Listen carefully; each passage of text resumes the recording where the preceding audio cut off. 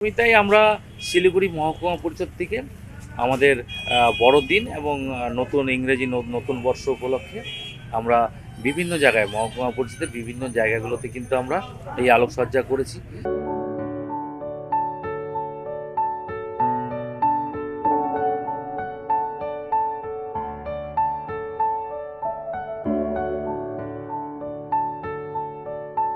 বড়দিনের আগে আলোকসজ্জায় সেজে উঠল নকশালবাড়ি। শিলিগুড়ি মহকুমা পরিষদের উদ্যোগে নকশালবাড়িকে আলোকসজ্জায় সাজিয়ে তোলা হয়। এদিন আলোকসজ্জার উদ্বোধন করেন শিলিগুড়ি মহকুমা পরিষদের সভাধিপতি অরুণ ঘোষ।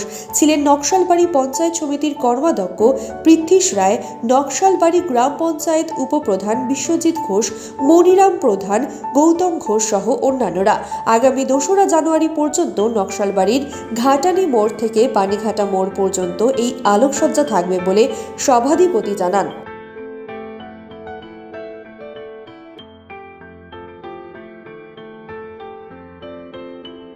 তাই আমরা শিলিগুড়ি মহকুমা পরিষদ থেকে আমাদের বড়দিন এবং নতুন ইংরেজি নতুন বর্ষ উপলক্ষে আমরা বিভিন্ন জায়গায় মহকুমা পরিষদের বিভিন্ন জায়গাগুলোতে কিন্তু আমরা এই আলোকসজ্জা করেছি।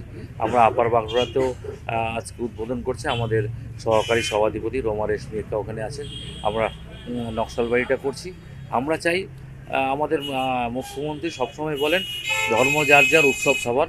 আমরা সমস্ত উৎসব কিন্তু একভাবেই মানাই।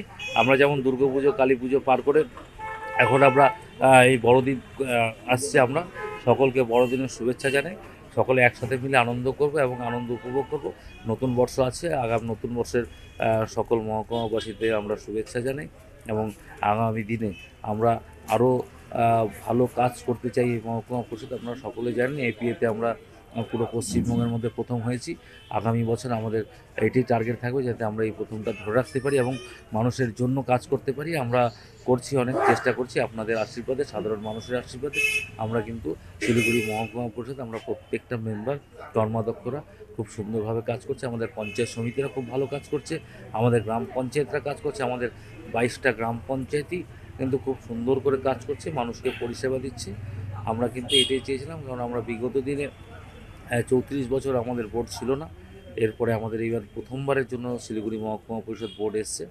আমরা প্রত্যেকে কিন্তু মানুষের কাছে দায়বদ্ধ কাজ করার জন্য। আমরা সেই লক্ষ্যে কিন্তু আমরা 3টা স্তরেই কাজ করে যাচ্ছি।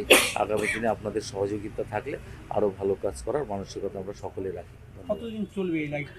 আমরা আজকে গতকাল থেকেই আমরা লাইটটা জ্বালানোর ব্যবস্থা করেছি। এটা আমরা 2nd জানুয়ারি পর্যন্ত আপাতত রাখছি। তারপরে পরবর্তীতে দেখি মানুষের চাহিদা থাকলে এটাকে আরও বাড়াতে হবে।